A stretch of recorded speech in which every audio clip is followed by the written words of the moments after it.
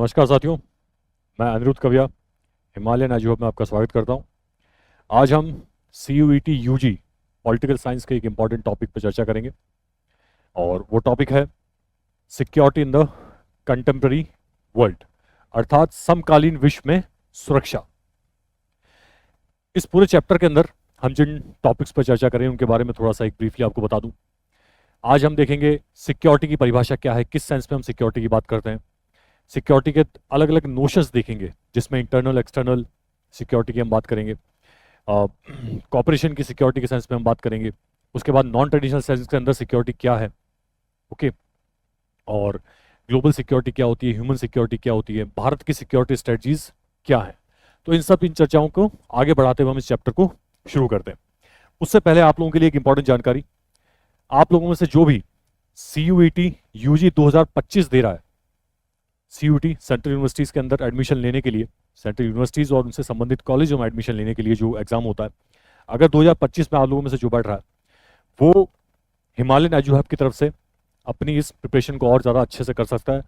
Himalayan edu hub foundation और crash course दोनों उपलब्ध करवा रहा है आप लोगों को along with the test series. ये ऑनलाइन और ऑफलाइन दोनों मोड्स में अवेलेबल है और हिंदी और इंग्लिश दोनों मीडियम्स में अवेलेबल है। तो आप लोग अगर इसका बेनिफिट लेना चाहते हैं तो आप लोग ऑनलाइन अगर बेनिफिट लेना चाहते हैं, download the application of Himalayan edu hub, और या फिर और जानकारी के लिए आप इस नंबर पे कांटेक्ट कर सकते हैं। चलिए आगे हम हमारे टॉपिक पे चर्चा करते हैं। सिक्योरिटी की डेफिनेशन समझते हैं। Security in the contemporary world, इस शब्द से हमारा सामना कई बार होता है और मोस्टली जब हम सिक्योरिटी की बात करते हैं तो नेशनल सिक्योरिटी की बात कर रहे हैं, क्योंकि हम कंटेम्प्रेरी वर्ल्ड में सिक्योरिटी की बात कर रहे हैं तो ऑब्वियसली नेशनल सिक्योरिटी एक ऑब्वियस जो टर्म है वो निकल के आती है कि नेशनल सिक्योरिटी से हमारा मतलब क्या है। सबसे पहले सिक्योरिटी क्या है, सिक्योरिटी में जनरल डेफिनेशन है। जनरल सेंस में जब सिक्योरिटी की बात करते हैं तो फ्रीडम फ्रॉम थ्रेट्स निकल के आता है। क्या आता है? फ्रीडम फ्रॉम थ्रेट्स, अर्थात खतरों से मुक्ति। किसी भी तरीके से खतरे से अगर हम अपने आप को फ्री महसूस करते हैं तो हम अपने आप को सिक्योर पाते हैं। ये एक बहुत ही बेसिक लेवल पे सिक्योरिटी की डेफिनेशन है। लेकिन अगर हम इस डेफिनेशन के हिसाब से आगे बढ़ें तो सिक्योरिटी तो हम खतरे तो हमें कई रूप में मिलते हैं। हम घर से निकलते हैं बाहर सड़क पे तो भी हमें खतरा मिलता है, ठीक है, किसी जानवर से हमें खतरा हो सकता है। तो छोटे छोटे खतरे तो हमारे जीवन के अंदर बहुत ज़्यादा हैं। अगर हम उन सब खतरों को काउंट करेंगे तो हम सिक्योरिटी पॉलिसीज कैसे बनाएंगे, हम सिक्योरिटी की ब्रॉड आउटलाइन कैसे बनाएंगे कि हाँ यार इस ब्रॉड खतरों से निपटने के लिए, मोटे मोटे खतरों से निपटने के लिए हमें हमारे देश की सिक्योरिटी को स्ट्रेंथन करने की जरूरत है। तो सबसे पहले हमें इस बेसिक लेवल की जो डेफिनेशन है फ्रीडम फ्रॉम थ्रेट्स, इससे आगे निकलना होगा और हमें सिक्योरिटी की एक ब्रॉडर डेफिनेशन देखनी पड़ेगी। ब्रॉड डेफिनेशन सिक्योरिटी क्या कहती है? Extremely dangerous threats, not just threats, extremely dangerous threats should be counted as security threats. Along with that, threats that could endanger the core values, अर्थात वो अत्यंत खतरनाक खतरे जो किसी भी देश के, किसी भी समाज की, किसको डेंजर करते हैं, किसको खतरे में डालते हैं? कोर वैल्यूज को, जो उसके मूलभूत मूल्य हैं। वो मूलभूत मूल्य किसी भी समाज के, किसी भी देश के अलग अलग हो सकते हैं। भारतीय समाज का या भारतीय देश का देखो तो हमारा भाईचारा एक मूलभूत मूल्य हो सकता है, ठीक है। समुदायवाद, हम समुदाय में प्रति ज्यादा समर्पित होते हैं, फैमिली के प्रति ज्यादा समर्पित होते हैं, वो हमारा एक मूलभूत मूल्य है। अमेरिका में जाएंगे तो इंडिविजुअलिज्म एक अलग कोर वैल्यू हो जाती है। वहाँ पे फैमिली और सोसाइटी या कम्युनिटी ज़्यादा इंपॉर्टेंट, इंडिविजुअलिज्म है। तो उस सेंस में अमेरिका की कोर वैल्यूज अलग हो सकती है। कुछ कोर वैल्यूज कॉमन हो सकती है किसी भी देश की, जैसे कि सॉवरिटी है, टेरिटोरियल इंटीग्रिटी है, इंडिपेंडेंस है, ये कॉमन हो सकती है। तो कोर वैल्यूज देशों की समान भी हो सकती हैं और अलग अलग भी हो सकती हैं। तो अगर एक्सट्रीमली डेंजरस थ्रेट्स हैं जो कोर वैल्यू को खतरे में डालें तो उनको हम किस में काउंट करेंगे? सिक्योरिटी थ्रेट में काउंट करेंगे और उनसे डील करने के लिए हम हमारी सिक्योरिटी पॉलिसी बनाएंगे। अब देखते हैं ट्रेडिशनल नोशंस। दो नोशंस की हमने चैप्टर शुरू करने के पहले बात की थी, ट्रेडिशनल और non traditional notions of security. सबसे पहले हम देखेंगे ट्रेडिशनल नोशन ऑफ सिक्योरिटी।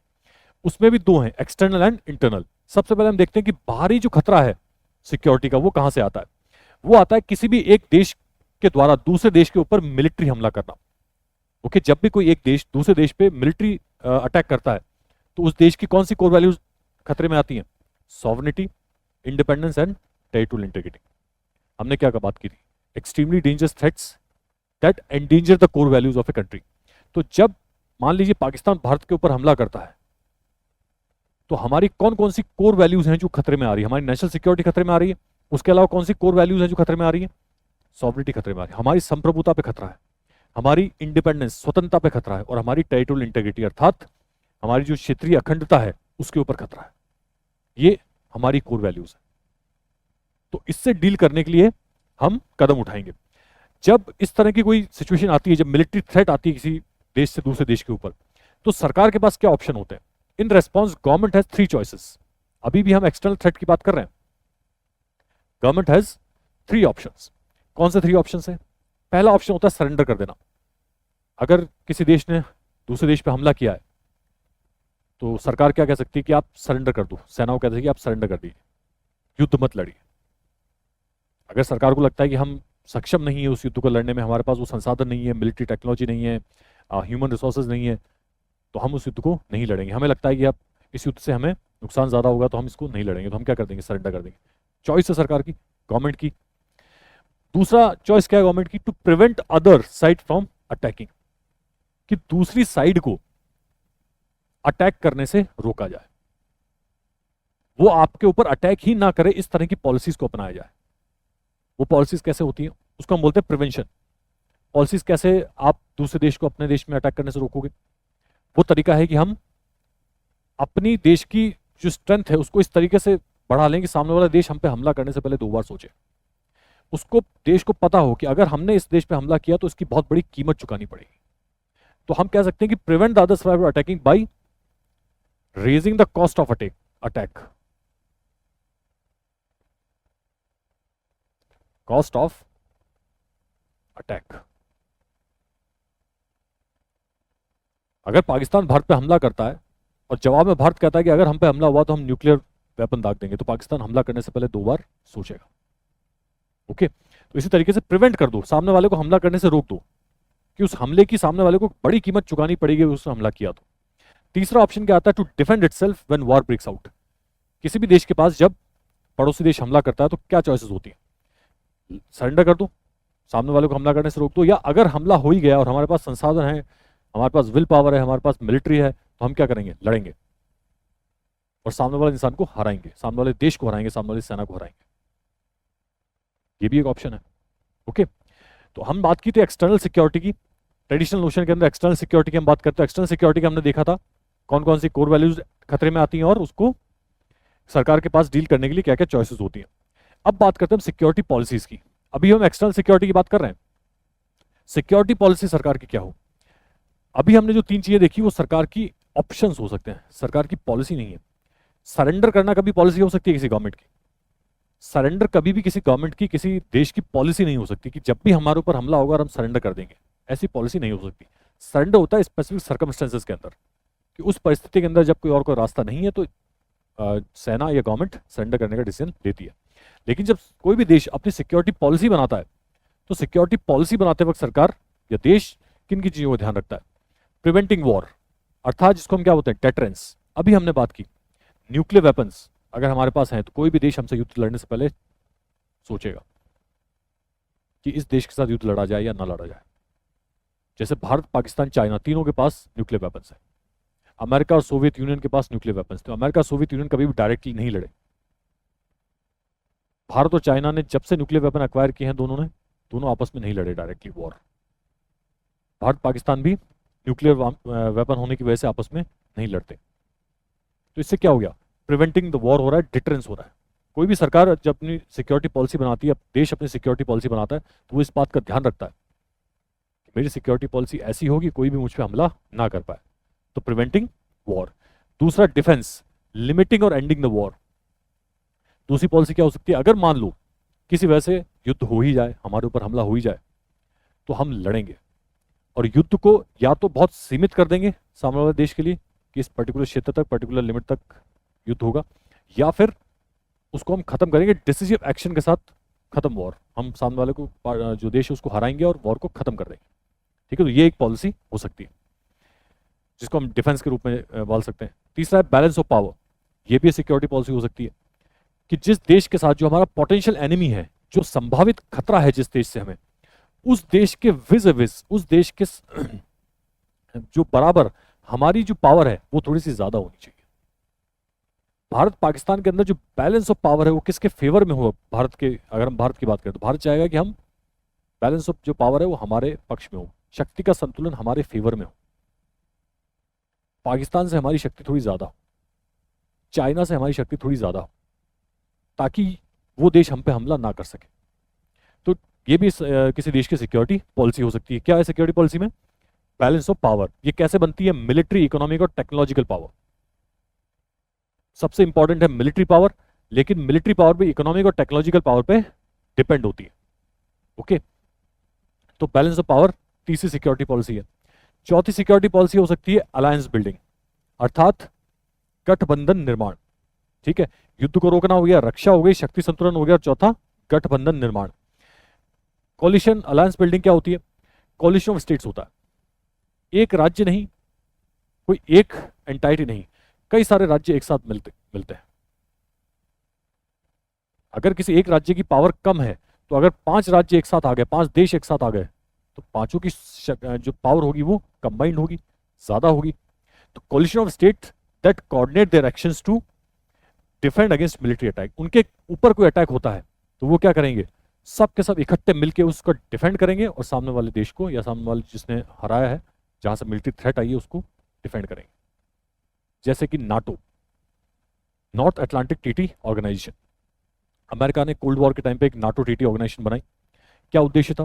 कि सोवियत यूनियन से जो भी खतरा आएगा, सोवियत यूनियन से अगर कल को युद्ध होता है तो सारे नाटो देश एक साथ सोवियत यूनियन के साथ लड़ेंगे, अर्थात रशिया के साथ लड़ेंगे। तो नाटो की जो चार्टर है वो कहता है कि अगर किसी एक देश के ऊपर हमला हुआ तो नाटो के सारे सदस्य उस देश की रक्षा के लिए आएंगे, जिसको हम कलेक्टिव डिफेंस भी कहते हैं। तो कोलिशन स्टेट्स क्या करते हैं? अपने एक्शंस को कोऑर्डिनेट करते हैं and defend against military attack to increase their effective power. Okay, alliance building कर रहे हैं। मेरा जिस देश के साथ अलायंस है, मैं उस देश की सहायता करने के लिए जाऊंगा। कल को मुझ पे अगर खतरा आएगा तो वो देश मेरी सहायता करने के लिए आएगा। तो इससे क्या होता है? इफेक्टिव पावर इंक्रीज होती है, अर्थात शक्ति बढ़ती है। पहले एक देश डिफेंड कर रहा था, 4 देश साथ में आए तो पावर बढ़ी। चारों देशों की अलग अलग स्ट्रेंथ थी। मेरी अगर आर्मी मजबूत है, किसी देश की नेवी शक्तिशाली है, तीसरे देश की एयरफोर्स शक्तिशाली है, चौथा देश है जो टेक्नोलॉजी के अंदर बहुत एडवांस्ड है, तो इफेक्टिव पावर बढ़ी या नहीं बढ़ी? तो ये अलायंस बिल्डिंग का एक फेवर होता है। Clear identification of the threat. Alliance building normally तब काम करती है जब क्लियर आइडेंटिफिकेशन ऑफ थ्रेट होता है कि हाँ यार, मुझे भी इस देश से खतरा है, तुम्हें भी इस देश से खतरा है, तो दोनों क्या करते हैं? साथ आ जाते हैं। सोवियत यूनियन कोल्ड वॉर के टाइम पे नाटो इसी पर्पज से बना, और सोवियत यूनियन ने अगर वर्सा पैक्ट बनाया तो इसी पर्पज से बनाया। नाटो बना सोवियत यूनियन को ध्यान में रख के, वर्सा पैक्ट बना यूएस और वेस्टर्न कंट्रीज को ध्यान में रख के। तो क्लियर आइडेंटिफिकेशन ऑफ थ्रेट था कि खतरा यहां से आ रहा है, इस खतरे से डील करने के लिए हमें साथ में आना पड़ेगा, हमें अलायंसेस बनाने पड़ेंगे। ओके, तो क्लियर आइडेंटिफिकेशन ऑफ थ्रेट होता है। Alliances can change based on national interest. Alliance अर्थात गठबंधन बदल सकते हैं, डिपेंड करता है कि राष्ट्रीय हित किस तरफ है। गठबंधन कोई परमानेंट नहीं होते, अलायंसेस चेंज हो सकते हैं, डिपेंड ऑन नेशनल इंटरेस्ट। जैसे कि 1980s के अंदर जब सोवियत यूनियन ने अफगानिस्तान पे हमला किया तो अमेरिका ने अलकायदा का समर्थन किया। किससे लड़ने के लिए? सोवियत यूनियन से लड़ने के लिए। कहां पे? अफगानिस्तान में। अफगानिस्तान ने सोवियत यूनियन पे हमला किया, सोवियत यूनियन ने अफगानिस्तान पे हमला किया। इधर अमेरिका ने अफगानिस्तान के में जो अलकायदा था उसका समर्थन किया ताकि वो सोवियत यूनियन को अफगानिस्तान से बाहर निकाल सके लड़के। तो दोनों ने अलायंस बनाया, अलकायदा और अमेरिका ने। किसको हराने के लिए? सोवियत यूनियन को हराने के लिए। लेकिन जब उसी अलकायदा ने 9/11 पे हमला किया, न्यूयॉर्क वर्ल्ड ट्रेड सेंटर पे 11 सितंबर 2001 को, तो अमेरिका ने उसी अलकायदा के खिलाफ अफगानिस्तान के अंदर हमला कर दिया, जिसका लीडर ओसामा बिन लादेन था, जो 2011 में मारा गया। तो जो अलकायदा कभी अमेरिका का सहयोगी हुआ करता था, अमेरिका के साथ जिसका अलायंस था, अमेरिका ने 20 साल बाद उसी के खिलाफ हमला कर दिया। तो अलायंस चेंज हुए, डिपेंड अपॉन नेशनल इंटरेस्ट। चलिए, अब ट्रेडिशनल नोशंस में आता है इंटरनल सिक्योरिटी। एक्सटर्नल सिक्योरिटी के बारे में हम बात कर ली। इंटरनल सिक्योरिटी क्या कहती है? इंटरनल सिक्योरिटी बहुत ज्यादा मैटर नहीं किया सेकेंड वर्ल्ड वॉर के बाद। Internal security was not important after second world war. क्यों इंपॉर्टेंट नहीं थी? सेकेंड वर्ल्ड वॉर के बाद जो शक्तिशाली देश निकल के आए, जिसमें यूएसए और वेस्टर्न कंट्रीज थी, इन देशों को अपनी इंटरनल सिक्योरिटी के संबंध में कोई चैलेंज था ही नहीं. They never faced any challenge of any sort in terms of the internal security. उनको सारा खतरा कहां से था? एक्सटर्नल थ्रेट था. तो इसलिए इंटरनेशनल रिलेशंस में या सिक्योरिटी पैराडाइम के अंदर कभी इंटरनल सिक्योरिटी की चर्चा सेकेंड वर्ल्ड वॉर के बाद बहुत ज्यादा नहीं हुई. क्यों? क्योंकि पावरफुल कंट्रीज जो होती हैं वो इंटरनेशनल डिस्कोर्स को तय करती हैं.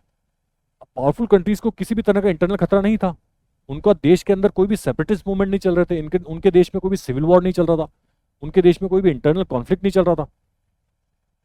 उनकी सोसाइटीज बिल्कुल स्टेबल थी. लेकिन बाहरी खतरे उनको ज्यादा थे. तो कौन से बाहरी खतरे थे? तो हमने देखा because most European countries faced no serious internal threats, so they focused external threats. कौन से खतरे थे बाहरी? What external threats? Period of cold war. सबसे इंपॉर्टेंट खतरा तो था कोल्ड वॉर का खतरा. सेकेंड वर्ल्ड वॉर के बाद कोल्ड वॉर खतरा क्या था? यूएस लेड वेस्टर्न अलायंस और यूएसआर लेड कम्युनिस्ट अलायंस. इन दोनों को खतरा था किससे? एक दूसरे से. यूएस और यूरोप को खतरा था कि सोवियत यूनियन हम पे हमला ना कर दे. सोवियत यूनियन उसके देशों को खतरा था कि अमेरिका जो नेतृत्व वाला जो देश है वो हम पे हमला ना कर दें. ये खतरे थे. तो एक्सटर्नल थ्रेट था, इंटरनल नहीं था. उसके अलावा यूरोपियन कंट्रीज जो थी उनको खतरा किससे था? Worried about their violence in colonies. Second world war के बाद मोस्टली यूरोप कॉलोनीज बची थी. सेकेंड वर्ल्ड वॉर के आसपास बात कर रहे हैं हम. तो भारत भी उनमें से एक कॉलोनी था.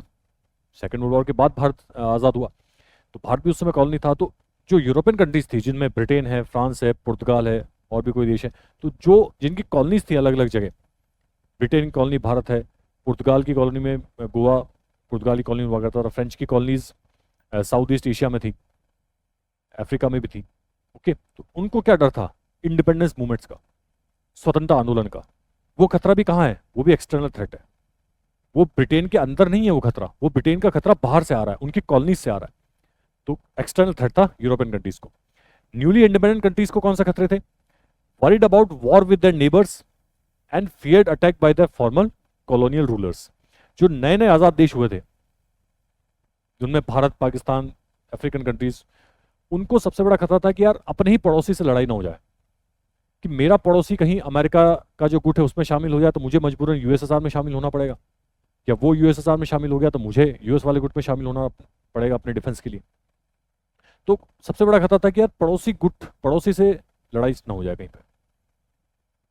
अभी अभी आजाद हुए हैं, सीमा को लेकर लड़ाई हो सकती है क्योंकि सीमा निर्धारण बहुत ही कंट्रोवर्शियल टॉपिक था आजाद जो देश हुए थे उनके लिए.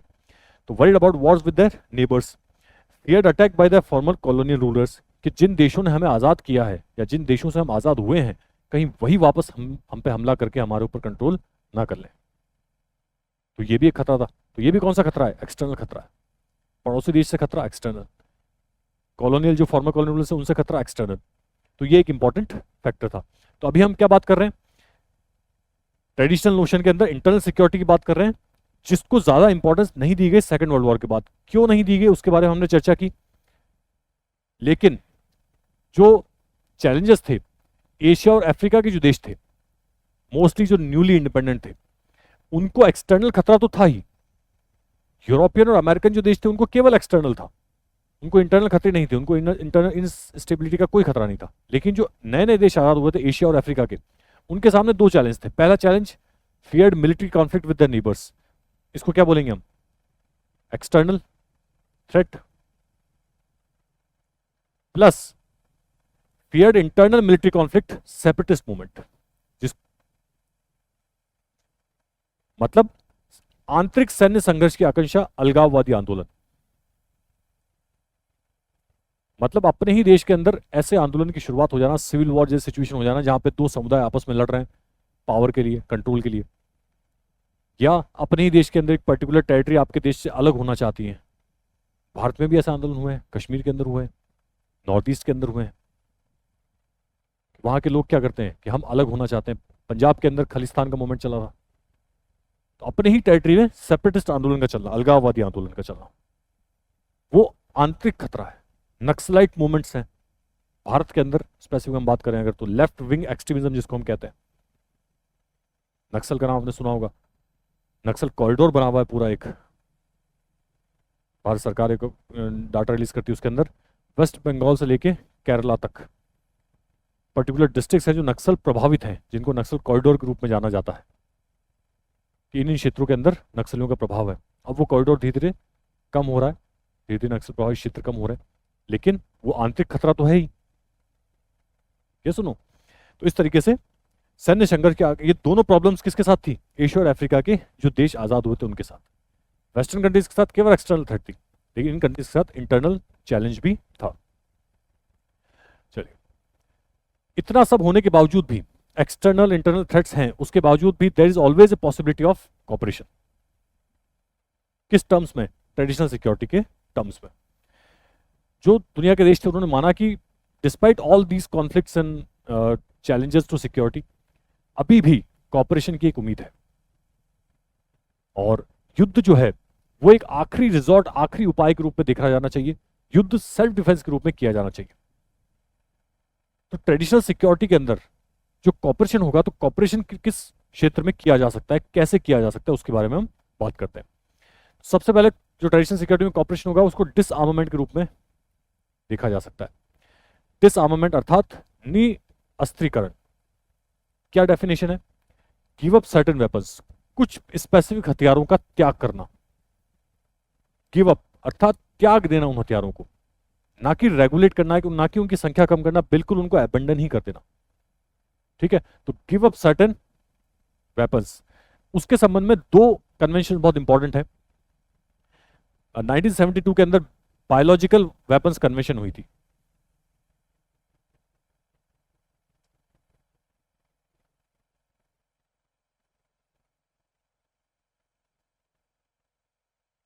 बायोलॉजिकल अर्थात जैविक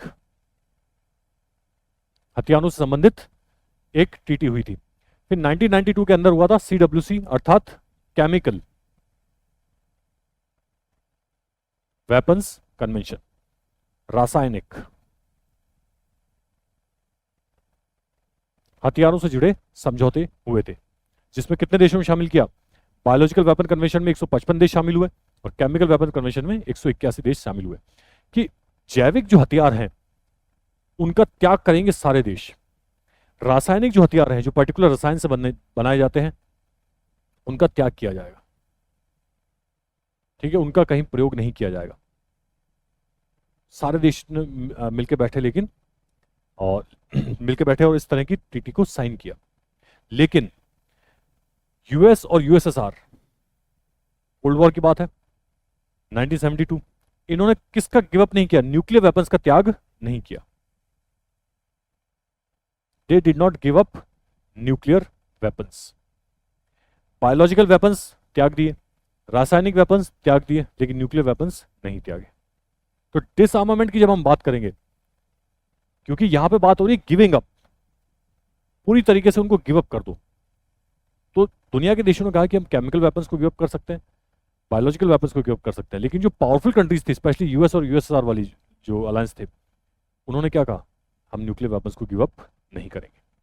तो न्यूक्लियर वेपन्स जो है उनको डील करने के लिए एक सेपरेट ट्रीटी आई। कौन सी? आर्म्स कंट्रोल,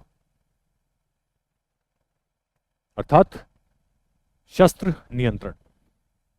क्या था? अब यहां पे गिव अप करने की बात नहीं हो रही आर्म्स कंट्रोल में। आर्म्स कंट्रोल में बात होती है रेगुलेट करने की। Regulate acquisition and development of weapons. ठीक है, किसी पर्टिकुलर वेपन को किस तरीके से एक्वायर किया जाएगा, कैसे डेवलप किया जाएगा, उसका कैसे यूज किया जाएगा, उसको रेगुलेट करना है। वेपन्स को खत्म नहीं किया जा रहा आर्म्स कंट्रोल में। आर्म्स शब्द से पता लग रहा है कंट्रोल किया जा रहा है, उसको खत्म नहीं किया जा रहा। ओके, तो 1972 के अंदर एक ट्रीटी साइन हुई, एबीएम ट्रीटी। एबीएम मतलब anti ballistic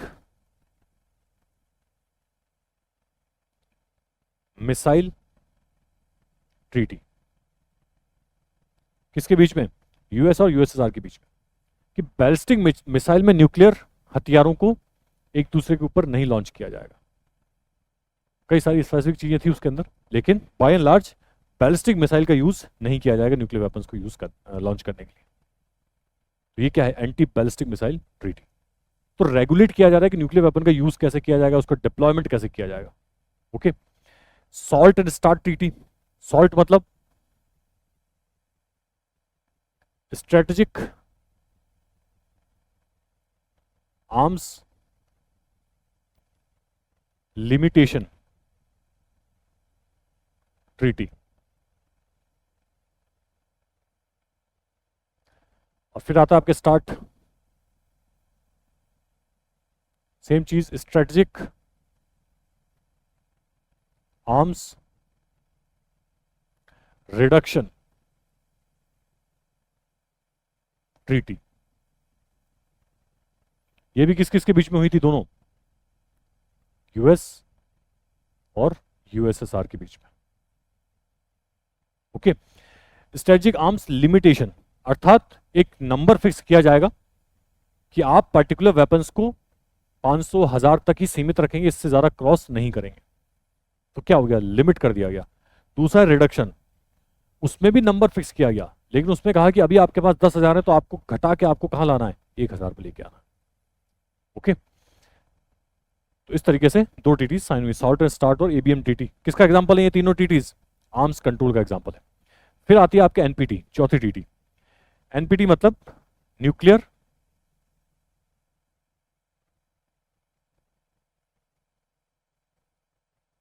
non proliferation treaty.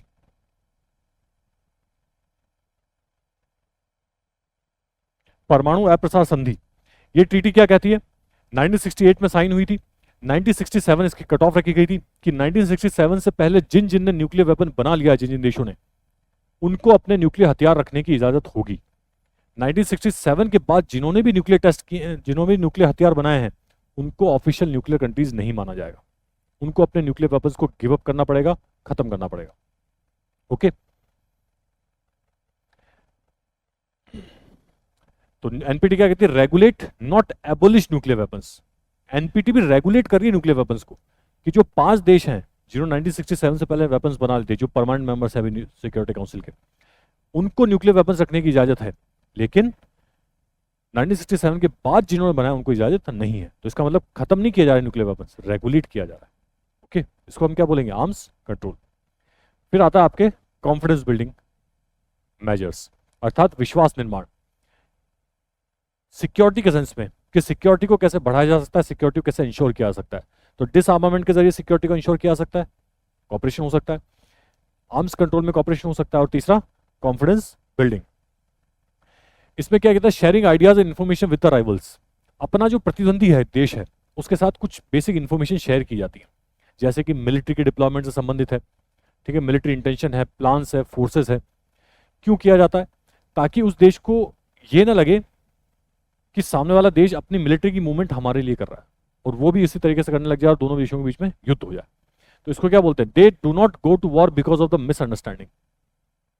अगर भारत कोई भी मिसाइल लॉन्च कर रहा है, अपने मिसाइल का टेस्ट कर रहा है, मान लो अरेबियन सी से, तो मिसाइल का टेस्ट करेगा तो वो पहले बता देगा पाकिस्तान को कि हम इतनी तारीख को इतने बजे अपने मिसाइल का टेस्ट करेंगे, आप, लेकिन वो मिसाइल का टेस्ट हो रहा है वो आपके लिए नहीं है। ओके। तो इससे क्या होगा? पाकिस्तान, कल को मिसाइल का टेस्ट होगा तो पाकिस्तान कहेगा कि ठीक है, हमारे लिए लॉन्च नहीं किया। भारत जब अपने बॉर्डर के ऊपर कोई मिलिट्री एक्सरसाइज करेगा, राजस्थान बॉर्डर पे, पंजाब बॉर्डर पे, कश्मीर बॉर्डर पे, तो पहले पाकिस्तान को इन्फॉर्म कर देगा कि हम इतनी तारीख से इतनी तारीख तक यहाँ पे मिलिट्री एक्सरसाइज करेंगे। उसका उद्देश्य सिर्फ एक्सरसाइज करना है, उसका उद्देश्य आप पे हमला करना नहीं है। तो पाकिस्तान को एक, ये चीज़ क्या कहलाएगी? ये कॉन्फिडेंस बिल्डिंग मेजर्स कहलाएंगे। तो इससे क्या होता है? सिक्योरिटी भी इंश्योर होती है, गलत फहमी की वजह से युद्ध ना हो जाए। चलिए, तो ये हो गया हमारा ट्रेडिशनल सिक्योरिटी। अब बात करते हैं नॉन ट्रेडिशनल सिक्योरिटी की, अर्थात गैर पारंपरिक सुरक्षा। इसको ह्यूमन और ग्लोबल सिक्योरिटी भी कहा जाता है। ट्रेडिशनल सेंस में जब सिक्योरिटी की बात की जाती है तो हम स्टेट सिक्योरिटी की बात करते हैं। अभी तक हमने जो भी बात की, क्या दूसरा देश हमला कर दे, हम सरेंडर कर दें, prevention of war, go to war, security की जब हमने बात की, disarmament, arms control, confidence building measures, तो यहाँ पे जब भी हमने सिक्योरिटी की बात की तो राष्ट्र की सिक्योरिटी की बात की, स्टेट की सिक्योरिटी की बात की, नेशनल सिक्योरिटी की बात की। अभी हम इंडिविजुअल सिक्योरिटी की बात नहीं की। हम इसमें ये मान लिया जाता है ट्रेडिशनल सिक्योरिटी में कि अगर राष्ट्र की सुरक्षा हो रही है तो राष्ट्र में रहने वाले लोगों की अपने आप सुरक्षा हो रही है। It is an understood. तो ट्रेडिशनल सिक्योरिटी में जब बात होती है किसकी बात होती है? स्टेट सिक्योरिटी की। लेकिन नॉन ट्रेडिशनल जो सिक्योरिटी की जब बात होगी तो उसमें ह्यूमन सिक्योरिटी की बात होगी, कम्युनिटी सिक्योरिटी की बात होगी और इंडिविजुअल सिक्योरिटी की बात होगी, अर्थात समुदाय, व्यक्ति और मानव। जरूरी नहीं है कि राज्य की सुरक्षा हो रही हो तो उसमें राज्य में रहने वाले व्यक्तियों की सुरक्षा भी हो रही हो। ठीक है, राज्य बाहर के जो आक्रमण है उनसे व्यक्ति की सुरक्षा कर देगा, लेकिन अगर राज्य खुद ही मारने लग गया अपने नागरिकों को, तब क्या किया जाए? सीरिया में देख लीजिए ना आप, लीबिया में देख लीजिए, कई सारे कंट्रीज हैं जो अनस्टेबल है अभी, जो अपने ही नागरिकों को मारने लग जाते हैं। जब अपने ही नागरिकों को ही राज्य मारने लग जाए तो फिर उनकी सुरक्षा कैसे की जाए? तो उन सब चीजों को कवर करने के लिए हमने किसको काउंट किया? कौन सा नोशन आया? नॉन ट्रेडिशनल सिक्योरिटी का नोशन आया, गैर पारंपरिक सुरक्षा, जिसमें किस पे फोकस किया गया? व्यक्ति पे, कम्युनिटी पे और इंडिविजुअल पे। चलिए, सब ह्यूमन सिक्योरिटी, मानव सुरक्षा की बात कर रहे हैं अपन। मानव सिक्योरिटी का जो नैरो ओवरव्यू है, जो संकीर्ण दृष्टिकोण क्या कहता है? Protection from the violent threats. हमने कहा कि ट्रेडिशनल सिक्योरिटी किस बारे में बात कर रही है? एक्सटर्नल सिक्योरिटी के बारे में, कि बाहरी हमले से अपने राज्यों को कैसे बचाया जाए। लेकिन अगर राज्य ही अपने नागरिकों को मारने लग जाए तो, और ऐसे इंस्टेंसेस, ऐसे उदाहरण कई सारे देखने को सामने आए। अब तक जितने लोग मारे गए उसमें से बहुत बड़ी संख्या में लोग अपनी ही सरकार के द्वारा अपने ही लोगों को मारा गया है। ओके, तो उस सेंस में क्या है? नैरो सेंस क्या कहती है? Protection from the violent threats. वो चाहे बाहर से आ रही हो या इंटरनल हो। तो वायलेंट जो थ्रेट हैं, जो हिंसक जो खतरे हैं, उनसे सुरक्षा करवाई जाए। किसकी? मानव की। कॉफी अन्नान ने इस संबंध में एक बहुत प्यारा स्टेटमेंट दिया है, protection of the communities and individuals from internal violence, अर्थात समुदायों की और व्यक्तियों की आंतरिक जो खतरे हैं, आंतरिक जो हिंसा है, उनसे सुरक्षा करना क्या कहलाएगा? मानव सुरक्षा कहलाएगा। क्योंकि अल्टीमेटली हमको राज्य की सुरक्षा नहीं करनी, हमको मानव की सुरक्षा करनी। तो मानव की सुरक्षा का सबसे पहले हमने डेफिनेशन तय कर रहे हैं कि मानव की सुरक्षा होगी कैसे। क्या सिर्फ राज्य की सुरक्षा करने से मानव की सुरक्षा हो जाएगी? कि नहीं, राज्य की सुरक्षा करने से मानव की सुरक्षा नहीं होगी। तब आया नॉन ट्रेडिशनल सिक्योरिटी। वो क्या कहता है? मानव की सुरक्षा तब होगी जब उसको सारे तरीके से खतरों से उसकी सुरक्षा करेंगे। उसमें इंटरनल खतरे भी शामिल है, जैसा कि कॉफी अन्नान ने कहा। लेकिन फिर ब्रॉड व्यू निकल के आया कि ठीक है, वॉयलेंस से तो आप सुरक्षा कर लोगे, ट्रेडिशनल सिक्योरिटी के अंदर एक्सटर्नल जो खतरे उनसे सुरक्षा हो रही है, जो नॉन ट्रेडिशनल है उसके अंदर मानव सिक्योरिटी के बारे में आपने बात कर ली कि इंटरनल खतरों से आपने सुरक्षा कर ली। लेकिन मानव को खतरे और भी बहुत हैं। कैसे खतरे? वो है डिजीज, हंगर और नेचुरल डिजास्टर। प्राकृतिक आपदाओं से मानव के जीवन को खतरा है, भूख से खतरा है, बीमारियों से खतरा है। तो क्या इनसे सुरक्षा करना मानव सुरक्षा नहीं कराएगी क्या? ये भी तो खतरे हैं ना।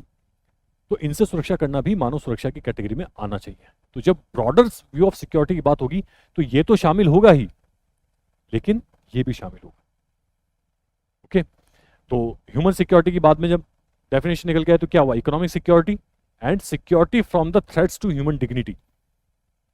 मानव की गरिमा से को जो खतरा पहुंचा रहे हैं, ये बीमारी से कोई मर रहा है, भूख से कोई मर रहा है, तो ये मानव की गरिमा को ही तो नुकसान है। तो मानव की गरिमा पे जो खतरे आ रहे हैं उनसे सुरक्षा भी ह्यूमन सिक्योरिटी है। Freedom from want and freedom from fear, मतलब किसी भी तरह के भय से मुक्ति। जब हम भय मुक्त फील करते हैं तो हम सुरक्षित फील करते हैं। किसी भी तरीके के अभाव से मुक्ति, मेरे पास इनफ संसाधन हो कि मैं अपना जीवन गरिमापूर्ण जी सकूं। ठीक है, लग्जरी में ना जी पाऊं, लेकिन गरिमापूर्ण तरीके से डिग्निटी के साथ मैं अपना जीवन जी सकूं, उसके संसाधन मेरे पास हों। मैं भूख से ना मरूं, मैं बीमारी से ना मरूं, बीमारी हो जाए लेकिन कम से कम उसका इलाज कराने के लिए मेरे पास संसाधन हो, सुविधाएं हो। मैं पैसे के अभाव में ना मरूं कि यार उस बीमारी का इलाज कराने के लिए मेरे पास पैसे नहीं थे इसलिए मैं मर गया, इसलिए कोई व्यक्ति मर गया। इस तरह की चीजें ना हो, तो वो चीज क्या होंगी? ह्यूमन सिक्योरिटी में काउंट होगी। चलिए, ग्लोबल सिक्योरिटी क्या है? वैश्विक सुरक्षा। ये कॉन्सेप्ट आया 1990s के अंदर, जब ग्लोबलाइजेशन जैसी गतिविधियां इस दुनिया के अंदर हुई। तो ग्लोबलाइजेशन के बाद जब दुनिया इंटरकनेक्टेड होने लगी तो हमें बेनिफिट तो मिले, पॉजिटिव बेनिफिट तो मिले, लेकिन साथ में हमें नेगेटिव जो इम्पैक्ट है वो भी निकल के सामने आने लगे। कैसे इम्पैक्ट? ग्लोबल वार्मिंग का इम्पैक्ट, टेररिज्म का इम्पैक्ट, हेल्थ एपिडेमिक्स, जो किसी एक देश तक सीमित नहीं है, किसी एक क्षेत्र तक सीमित नहीं है। आतंकवाद आज एक अंतर्राष्ट्रीय प्रॉब्लम बन चुका है। कोविड-19 जैसी समस्या ने हमें बता दिया कि पूरी दुनिया के अंदर ये बहुत तेज गति से फैल सकती है। ग्लोबल वार्मिंग हमने बता दिया कि इसके लिए कोई सीमाओं की बाध्यता नहीं है कि पर्टिकुलर देश ने अगर ग्लोबल वार्मिंग फैलाई है तो उसी देश का नुकसान होगा। जी नहीं, भले यूरोप और अमेरिका ने इंडस्ट्रियल रेवोल्यूशन की वजह से कार्बन इमिशन किया हो, लेकिन उसका प्रभाव पूरी दुनिया को भुगतना पड़ रहा है। तो ग्लोबल वार्मिंग एक जैसी समस्या है वो पूरी ग्लोबल सिक्योरिटी के अंतर्गत आती है, जो पूरी दुनिया के लिए जरूरी है उनको डील करना। और कोई भी एक देश उस समस्याओं से उन जो प्रॉब्लम्स है उनसे डील नहीं कर सकता अकेले। तो पूरी जो दुनिया की जो ग्लोबल सोसाइटी है, ग्लोबल कम्युनिटी ऑफ नेशंस है, उनको साथ में आना पड़ेगा। और क्या इंश्योर करना पड़ेगा? ग्लोबल सिक्योरिटी इंश्योर करनी पड़ेगी। न्यू सोर्सेज ऑफ थ्रेट्स की बात करते हैं, खतरों के नए स्रोत। नॉन ट्रेडिशनल सेंस में निकल के आए। पहले खतरे क्या होते थे? पहले सिर्फ एक खतरा था कि बाहरी दूसरा देश हमारे देश के ऊपर कोई हमला ना कर दे, वो एक खतरा होता था। अब खतरों के नए नए प्रकार निकल के सामने आए हैं आधुनिक समय में, जो हम नॉन ट्रेडिशनल सेंस में बात कर रहे हैं। क्या है खतरा? आतंकवाद, टेररिज्म। क्या है terrorism? Political violence that target civilian deliberately and indiscriminately. नागरिकों को जानबूझकर और बिल्कुल अंधाधुंध तरीके से टारगेट करना, उनको मारना, घायल करना, वो क्या कहलाता है? आतंकवाद कहलाता है। आतंकवादी ये नहीं देखता कि मैं सिर्फ पुरुषों को मारूंगा या पर्टिकुलर कंट्री के नागरिकों को मारूंगा, वो बच्चों को भी मारता है, बुजुर्गों को भी मारता है, पुरुषों को भी मारता है, महिलाओं को भी मारता है। जब 26/11 का हमला हुआ हमारे देश के अंदर, तब आतंकवादियों ने गोली जेंडर देख के थोड़ी चलाई थी, गोली किसी गरीब या अमीर देख के थोड़ी चलाई थी। ताज होटल में घुस गए तो वो रेलवे स्टेशन में भी चले गए। 9/11 का जब हमला हुआ अमेरिका के ऊपर, तो वर्ल्ड ट्रेड सेंटर में जब वो घुसे तो उनको पता थोड़ी था कौन कौन अंदर से पुरुष हैं या महिलाएं, इनडिस्क्रिमिनेटली मार रहे थे। तो डेलिबरेटली और इनडिस्क्रिमिनेटली जानबूझ के किया गया हमला और बिल्कुल अंधाधुंध तरीके से नागरिकों को निशाना बनाना। इंटरनेशनल टेररिज्म में क्या होता है? इन्वॉल्व सिटीजन और territory of more than one country. जब एक देश के नागरिक और एक देश से ज्यादा के नागरिक और एक देश से ज्यादा की टेरिटरी शामिल होती है, उस आतंकवाद से प्रभावित होती है, तो उसको हम क्या बोलते हैं? इंटरनेशनल टेररिज्म कहते हैं। वाई सिविलियंस, क्यों सिविलियंस को टारगेट किया जाता है टेररिज्म में? सिविलियंस को टारगेट किया जाता है क्योंकि पब्लिक को टेरराइज करना होता है, और उनकी जो अनहैप्पीनेस है उसको किसके रूप में यूज करते हैं? वेपन के रूप में यूज करते हैं अगेंस्ट द नेशनल गवर्नमेंट। अगर मेरे देश के अंदर मैं घूमने फिरने के लिए निकलता हूं और आतंकवादी हमला हो जाता है, बम ब्लास्ट हो जाते हैं, तो मैं अपनी सरकार से नाखुश हो जाऊं कि आप हमसे टैक्स लेते हो, हमारी सुरक्षा करना आप लोगों की जिम्मेदारी और आप हमें सुरक्षित नहीं कर पा रहे, तो मैं अपनी सरकार से नाखुश हो जाता हूँ। सरकार के ऊपर प्रेशर पड़ता है और संभावना आतंकवादियों को ये उम्मीद होती है कि इस प्रेशर के अंदर सरकार उनकी बातें मान लेगी। ठीक है, प्लेन हाईजैकिंग, कंधार जो प्लेन हाईजैक हुआ था IC-814 1999 या 2000 के अंदर, तो उसमें क्या हुआ था? आतंकवाद में प्लेन हाईजैक करा, कंधार ले गए और बदले में भारत सरकार को कहा कि आप इन आतंकवादियों को रिलीज कीजिए वरना हम इस प्लेन में बैठे सभी लोगों को मार देंगे। भारत सरकार को मानना पड़ा, उन आतंकवादियों को रिलीज करना पड़ा, क्योंकि प्लेन में जो व्यक्ति बैठे थे उनके जो सारे रिलेटिव्स थे वो प्रेशर बना रहे थे सरकार के ऊपर कि आप हमारे जो रिलेटिव्स हैं, हमारे जो रिश्तेदार, उनको सुरक्षित लेके आइए हमारे पास। अगर प्लेन हाईजैक हुआ है तो आपकी नाकामी से हुआ है, हमारी गलती से नहीं हुआ है। तो सरकार के ऊपर प्रेशर पड़ता है, मजबूरी में सरकार को उन आतंकवादियों को छोड़ना पड़ा, और यही आतंकवादी चाहते थे। तो सिविलियंस को क्यों टारगेट किया जाता है? ताकि सरकार के ऊपर प्रेशर बनाया जा सके। टेक्निक्स है, हाईजैकिंग प्लान्स है, बॉम्ब्स इन ट्रेन से, कैफेज, मार्केट्स, ये सब चीजें क्या है? टेक्निक्स हैं आतंकवाद की करने की। 11 सितंबर 2001 वर्ल्ड ट्रेड सेंटर एक फेमस या इनफेमस कह सकते हैं अपन आतंकवादी हमला था। दूसरा सोर्सेज ऑफ थ्रेट क्या है? हम बात कर रहे हैं न्यू सोर्सेज ऑफ थ्रेट्स की। सेकंड क्या है? ह्यूमन राइट्स, अर्थात मानवाधिकार। मानवाधिकार के अंदर क्लासिफाई करते हैं पहले राइट्स कौन कौन से होते हैं। राजनीतिक अधिकार होते हैं, सामाजिक आर्थिक अधिकार होते हैं, और rights of colonised people, ethnic and indigenous minorities, कि अपने ही जो समुदाय है उसकी भाषा संस्कृति इनको सुरक्षित रखने का अधिकार। राजनीतिक अधिकार के अंदर आपके पॉलिटिकल राइट्स आ जाते हैं, right to vote, right to choose the government, freedom of speech and expression. Socio economic rights के अंदर आपके सोशल राइट्स आ जाते हैं, सामाजिक अधिकार। लेकिन इन क्लासिफिकेशन ऑफ राइट्स तो हैं कि पॉलिटिकल राइट्स हैं, इकोनॉमिक राइट्स हैं, सोशल राइट्स हैं, लेकिन यूनिवर्सल ह्यूमन राइट्स कौन से हैं ये इस पे अभी भी एग्रीमेंट नहीं है। यूनाइटेड नेशंस ने universal declaration of human rights 1948 के अंदर डिक्लेयर किए, लेकिन अभी भी हर देश उनको माने ये आवश्यक नहीं है। अभी भी यूनिवर्सल ह्यूमन राइट्स क्या होंगे कि इन ह्यूमन राइट्स के वायलेशन पे पूरी दुनिया एक साथ आके खड़ी हो जाएगी, इस पे कोई भी एग्रीमेंट नहीं है। तो इसकी वजह से क्या होता है, इराक इन्वेजन जब हुआ, अमेरिका ने इराक पे 2003 में हमला किया, हजारों लाखों की संख्या में लोग मारे गए, आज भी मारे जा रहे हैं। रवांडा जीनोसाइड, हुतू जो ट्राइब थी रवांडा के अंदर 1994 के अंदर, उसने तुत्सी ट्राइब को लोगों की हत्या करना शुरू कर दिया, नरसंहार करना शुरू कर दिया। ठीक है, फिर आता है आपके ईस्ट तैमूर किलिंग, इंडोनेशिया के अंदर भी कुछ इस तरह की घटनाएं हुई। तो डिबेट जब ये घटनाएं हुई तो एक सवाल निकल के आया कि पूरी दुनिया के अंदर ह्यूमन राइट्स का वायलेशन हो रहा है, ह्यूमन राइट्स का उल्लंघन हो रहा है, मानव अधिकार सुरक्षित नहीं रह पा रहे। तो उस सिचुएशन में क्या यूनाइटेड नेशन को इंटरवीन नहीं करना चाहिए था क्या यूनाइटेड नेशन को वहां पे हस्तक्षेप करके जो मानव अधिकारों का उल्लंघन हो रहा है उनको रोकना नहीं चाहिए? तो इसमें दो मत निकल के आए। पहला मत कहता है कि हाँ, यूनाइटेड नेशन को इंटरवीन करना चाहिए क्योंकि यूनाइटेड नेशन का जो चार्टर है वो अलाउ करता है यूनाइटेड नेशन को इंटरवीन करने के लिए, ठीक है, डिफेंड ह्यूमन राइट्स। लेकिन दूसरा ओपिनियन कहता है कि यूनाइटेड नेशन अपने आप में इतना पावरफुल नहीं है। यूनाइटेड नेशन का जो एक्शंस हैं वो किस पे डिपेंड करते हैं? National interest of powerful states. आखिर यूनाइटेड नेशन के अंदर जो डिसीजन लेगा वो सिक्योरिटी काउंसिल लेगी, और सिक्योरिटी काउंसिल में जो 5 परमानेंट मेंबर्स हैं उन 5 का सहमति जरूरी है उस डिसीजन को लेने के लिए। तो उस सिचुएशन में जब तक वो डिसीजन एक ने भी वीटो लगा दिया तो यूनाइटेड नेशन वो एक्शन नहीं ले पाएगी। तो पावरफुल स्टेट्स जब तक एक मत नहीं होंगे, पावरफुल इंटरेस्ट जब तक पावरफुल जो राज्य हैं वो अपने नेशनल इंटरेस्ट में काम करते रहेंगे, तो यूनाइटेड नेशन आगे नहीं बढ़ पाएगा, ह्यूमन राइट्स को डिफेंड नहीं कर पाएगा। तो ये दो चीज निकल के आई। फिर तीसरा खतरा क्या है? Global poverty. दुनिया की पॉपुलेशन वर्तमान में 700 करोड़ 60 करोड़ के आसपास है, और मिड 21st सेंचुरी में कहां पहुंचने की अपेक्षा है? 1000 करोड़। ये जो 700 करोड़ 60 करोड़ की पॉपुलेशन वो कितनी कंट्रीज में रहती है? हाफ द वर्ल्ड पॉपुलेशन, अर्थात 300 करोड़ से ऊपर जो पॉपुलेशन है किन 6 कंट्रीज में रहती है? India, Pakistan, Bangladesh, Indonesia, China and Nigeria.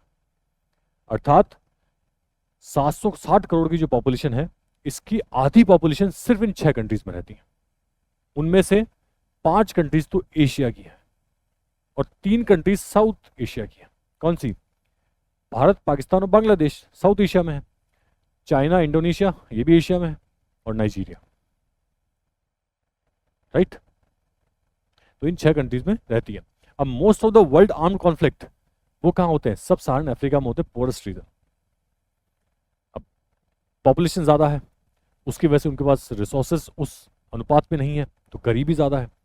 अब अमीर देश है, उनकी पॉपुलेशन कम है तो उनकी प्रॉस्पेरिटी भी ज्यादा है, पर कैपिटा इनकम ज्यादा है। गरीब देशों की पर कैपिटा इनकम कम है, रिसोर्सेस कम है, पॉपुलेशन बहुत ज्यादा है, तो गरीबी ज्यादा है। अब गरीबी होने की वजह से संसाधनों के लिए लड़ाइयां भी होती हैं, पावर की लड़ाइयां होती हैं। उस वजह से जो मोस्ट ऑफ द कॉन्फ्लिक्ट है वो सब सहारन अफ्रीका में होते हैं। पोरेस्ट रीजन है दुनिया का, सबसे गरीब क्षेत्र है। नॉर्दर्न अफ्रीका की बात हो रही है, सहारा जो डेजर्ट है उसके आसपास के देश। चौथा न्यू सोर्स ऑफ थ्रेट है माइग्रेशन। 3 कैटेगरीज में हम बात करेंगे, migration, refugees and internally displaced people. Migration किसको कहते हैं? जब लोग अपनी मर्जी से अपने देश को छोड़ के दूसरे देश में जाते हैं।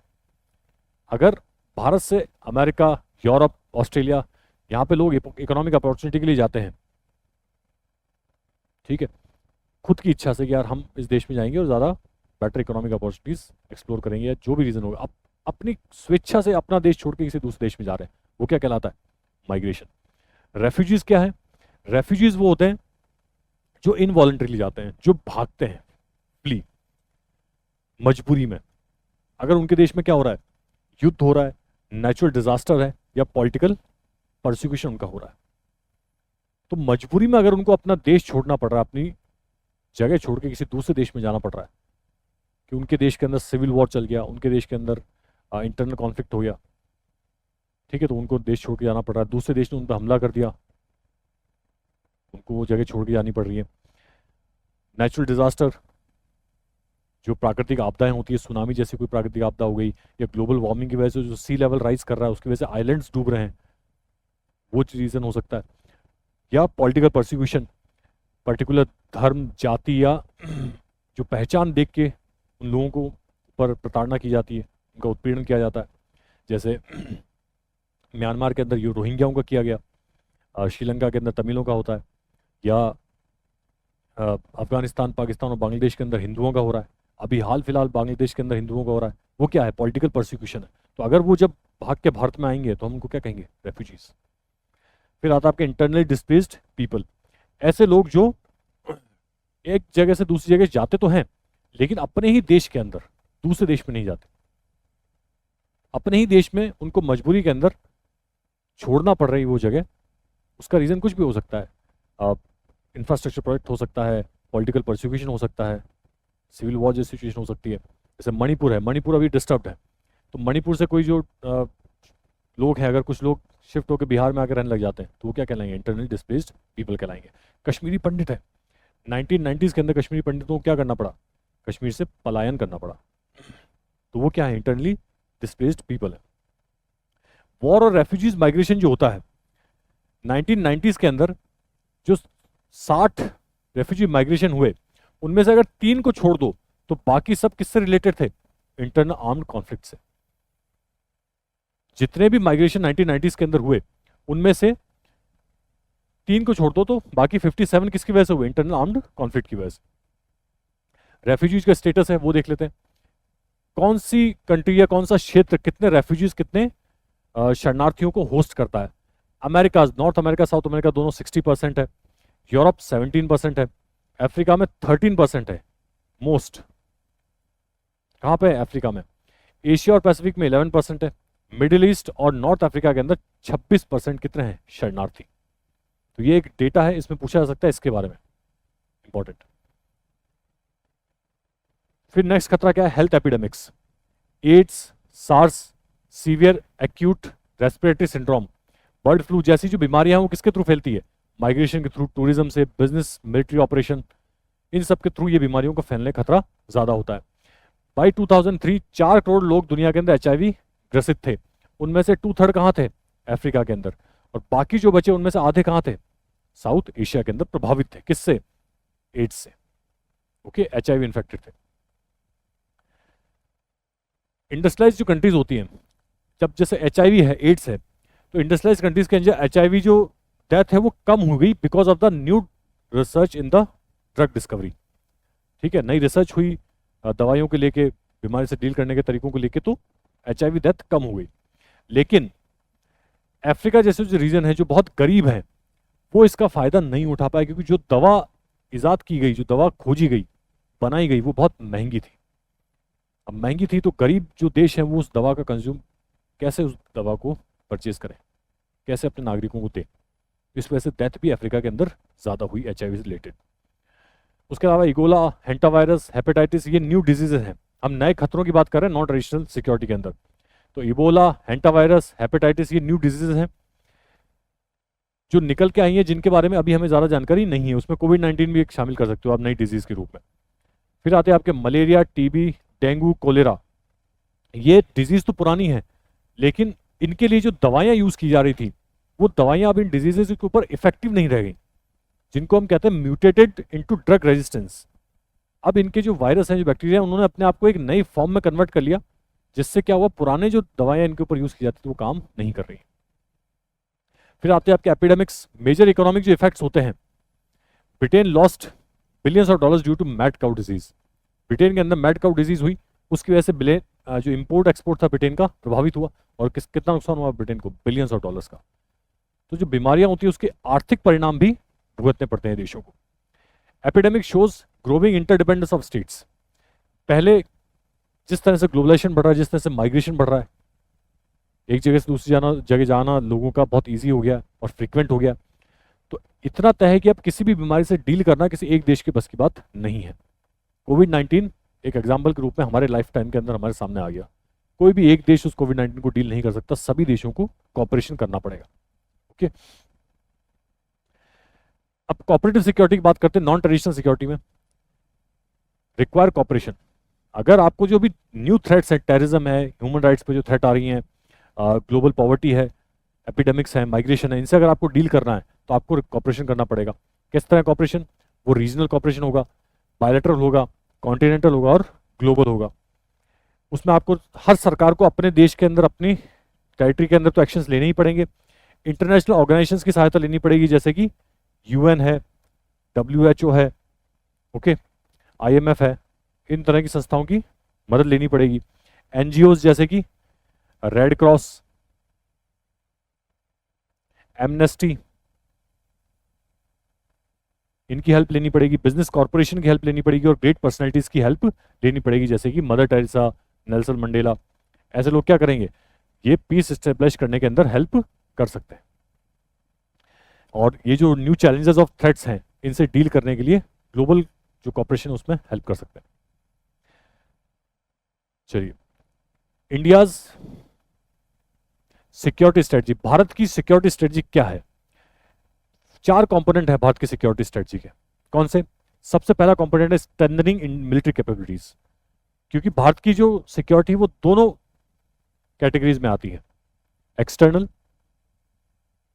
And internal.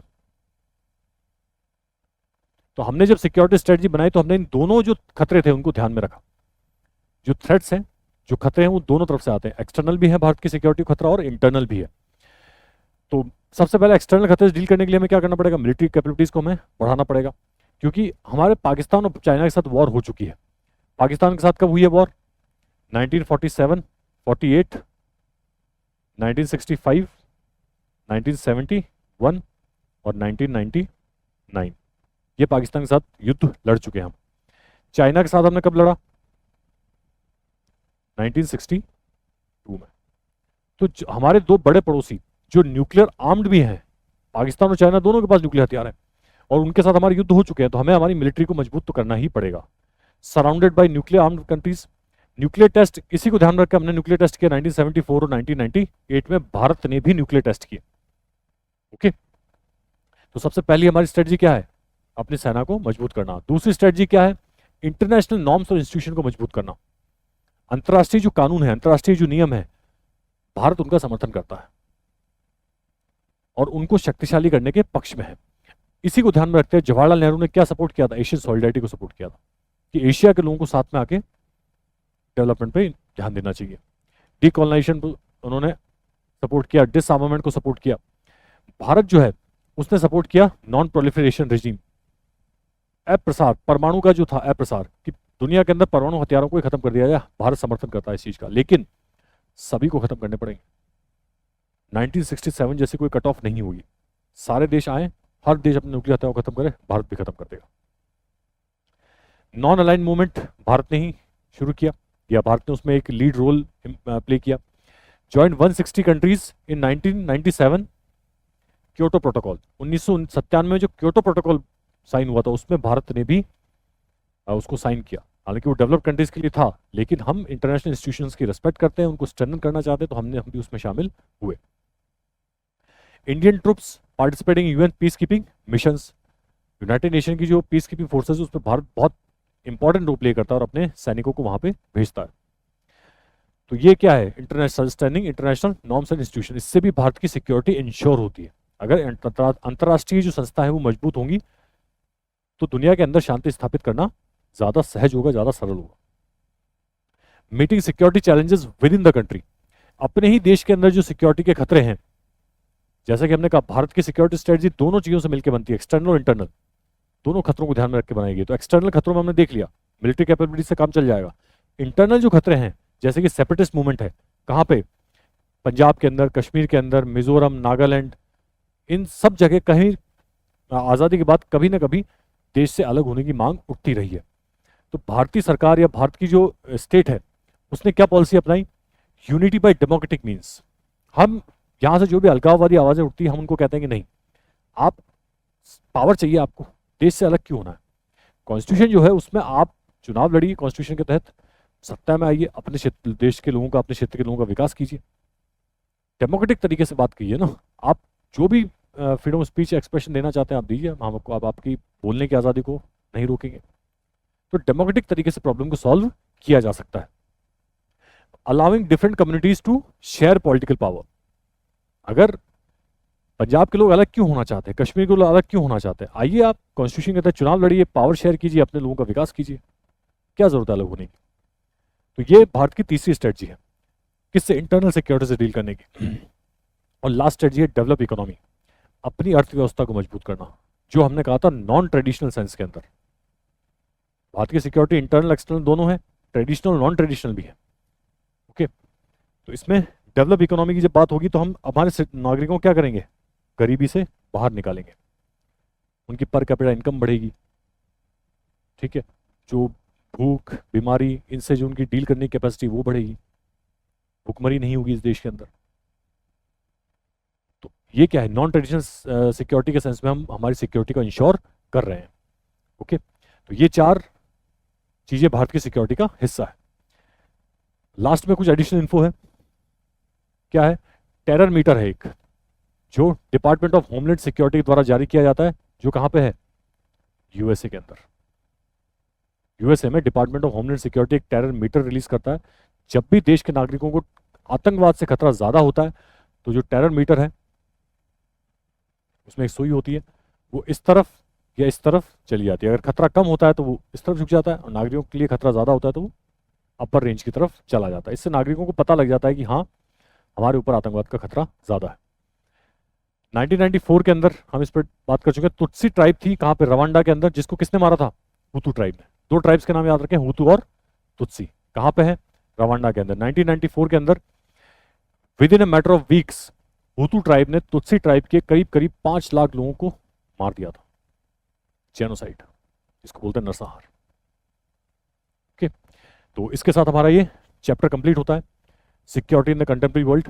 हमने इसमें ट्रेडिशनल नॉन ट्रेडिशनल दोनों जो सिक्योरिटी के मतलब थे उनको जानने की कोशिश की, इंटरनल एक्सटर्नल सिक्योरिटी देखी, न्यू सोर्सेज ऑफ थ्रेट्स देखे, भारत की सिक्योरिटी की स्ट्रेटजी क्या है उसके बारे में बात की। तो आई होप आपको ये चैप्टर समझ आया होगा। फिर मिलते हैं किसी दूसरे चैप्टर के साथ, तब तक के लिए धन्यवाद।